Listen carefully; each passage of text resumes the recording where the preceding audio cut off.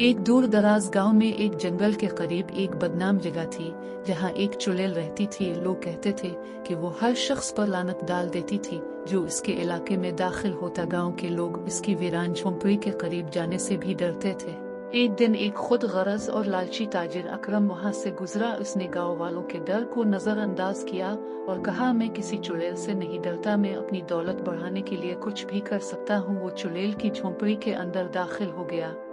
झोंपड़ी के अंदर एक बूढ़ी औरत बैठी थी जो जाहिरी तौर पर कमजोर लग रही थी, लेकिन इसकी आंखों में अजीब सी चमक थी। अकरम ने बदतमीजी से कहा, मुझे बताया गया है कि तुम जादू जानती हो, मेरे लिए ज्यादा सोना पैदा करो वरना मैं तुम्हारी झोंपड़ी जला दूंगा।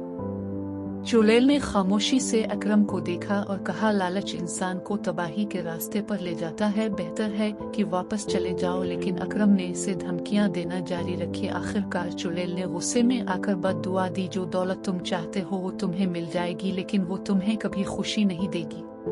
अकरम झोंपड़ी से बाहर आया तो हैरत से देखा कि इसके थैले सोने से भरे हैं, लेकिन जब वो गांव पहुंचा तो सब ने इसे धुतकार दिया। इसकी दौलत ने इसे तन्हा कर दिया। वो जितना ज्यादा दौलत जमा करता गया इतना ही ज्यादा परेशान और अफसुर्दा होता गया। आखिरकार अकरम को एहसास हुआ कि चुड़ैल की लानत दरअसल इसकी अपनी लालच का नतीजा थी। इसने अपनी दौलत गरीबों में बांट दी और मुआफी के लिए चुड़ैल के पास वापस गया। चुड़ैल ने इसे माफ कर दिया और उसके बाद अकरम ने अपनी जिंदगी नेकी और सादगी में गुजार दी। ये कहानी हमें सिखाती है कि लालच इंसान को तन्हाई और तबाही की तरफ ले जाता है। सच्ची खुशी हमेशा दूसरों के साथ बांटने में है।